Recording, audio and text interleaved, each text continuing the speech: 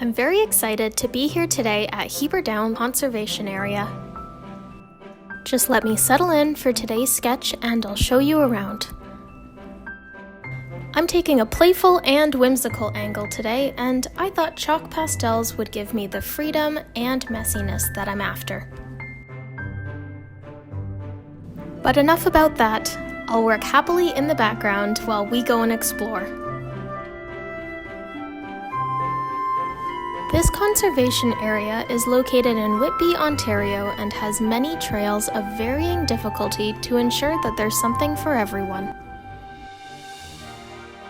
Along the trails, you will be treated to the sound of Lind Creek, the fresh smell of the forest, some beautiful flora and fauna, and, if you time your visit right, some wild raspberries.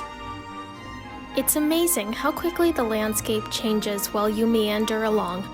I like to start my visit by going along the main path and over the bridge, which leads me along the creek and brings me to a serene but ominously named Devil's Den Pond.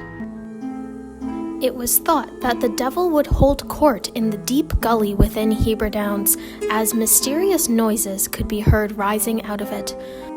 What the locals didn't know, however, was that the noises they heard were actually produced by a different type of sinister act. Horse thieves would often use this area as a layover before continuing on with their stolen livestock. Being the main mode of transportation as well as an integral part of farming, horses were extremely valuable at the time. Stealing a horse was of such high risk that thieves had to get creative in order to not get caught. A local criminal organization named the Markham Gang came up with a system where two horse thieves would act on the same night. They would ride their horse to a predetermined location where the horses would be swapped, then both ride home immediately. This way, when local authorities came looking for the stolen horse, they would find only the one from many towns over. Today, however, the Devil's Den is the name of one of the lovely walking trails here at Heber Down.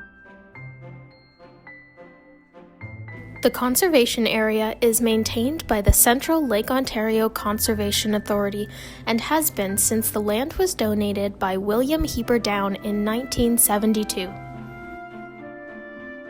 Mr. Down was a very involved and influential farmer from 1913 until his death in 1972, and I like to think that he would be proud of the work that Cloca has continued to do with the land in his name. Cloca helps to sustain the precious environmental resources found within Durham region, such as water, aquatic, terrestrial, and wildlife habitats. Going into great detail of all the amazing projects that the staff at Cloca have accomplished would take more time than this video allows, but I'll leave a link in the description to both their website and their 2019 annual report, which outlines everything you would need to know. Ontario has over 500 conservation areas that span more than 150,000 hectares. These areas of land provide not only an important role environmentally, but educationally and recreationally as well. I always find them extremely inspiring and hope you have as well. I highly encourage you to look up your local conservation area next time you're looking for something to do. Find some comfy shoes, pack yourself a picnic, and take some time to connect with nature and let go of the stress of daily life.